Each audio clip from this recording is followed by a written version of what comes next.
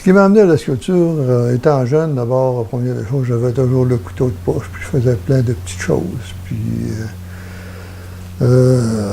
dans les années 60, ça, le curé de la place ici voyait que je faisais bien des petites choses avec le couteau de poche. Puis, étant donné que l'école, je n'aimais pas tellement à l'école, ça fait qu'à ce moment-là, ben là, il m'avait suggéré d'apprendre la sculpture. Puis les premiers contacts que j'ai eus avec les Bourgault, c'était que ce curé-là venait à la pêche ici, au lac Jacques, qui rencontrait Médard Bourgault et Jean-Julien Bourgault, qu'eux autres aussi venaient à la pêche durant le printemps. Fait que c'est de là que ça a parti, l'idée que les curés dans ce temps-là, c'était puissant, c'était eux autres qui menaient pas mal, qui dirigeaient pas mal le monde dans les années 60. Ça fait que c'est de là que c'est parti que je me suis inscrit à l'école, c'est-à-dire le curé m'avait inscrit à l'école de Jean-Julien Bourgault, le frère de Médard Bourgault, à ce moment-là, en 62. C'est de là que ça a parti. À l'école, c'était quand même bien organisé, pareil, pour les années, parce que dans ces années-là, le gouvernement subventionnait M. Bourgault pour donner des cours. Lui, il était payé pour nous donner des cours. Et puis, les pièces qu'on faisait rester à l'école, on avait un petit salaire dans le temps de... le gouvernement nous octroyait 18 $ par semaine pour être là à l'école, pour étudier. Puis notre pension, qu'on pouvait rester dans des familles, ça nous coûtait 14 $ par semaine, logé et nourri.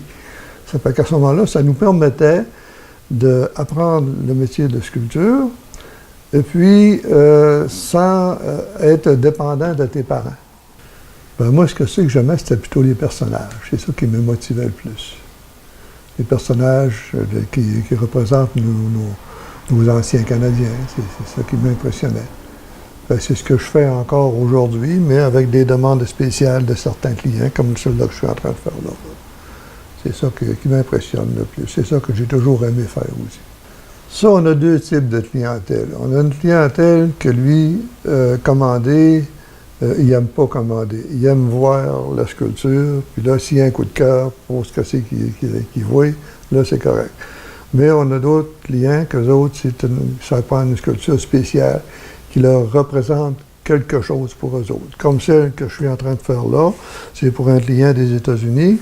Lui, c'est un pêcheur de saumon, comme on peut voir, puis il m'a envoyé une photo d'une prise qu'il avait faite, là, un genou à terre comme ça. Fait que je lui représente qu'est-ce que c'est que lui a vécu. C'est ça que je suis en train de faire présentement. Fait que ça, c'est le type de client qu'on a. Puis on a le client que lui achète du tout fait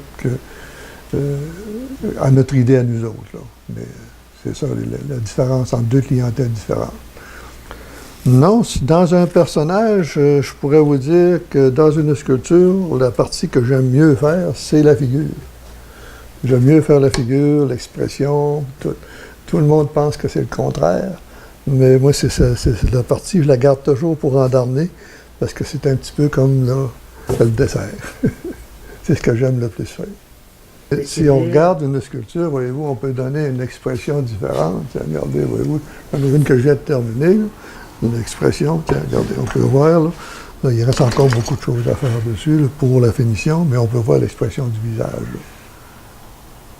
Donc, on lui donne une expression de tristesse, de misère. C'est ça qui est plus intéressant. C'est là qu'on voit vraiment la sculpture telle qu'elle est. Là.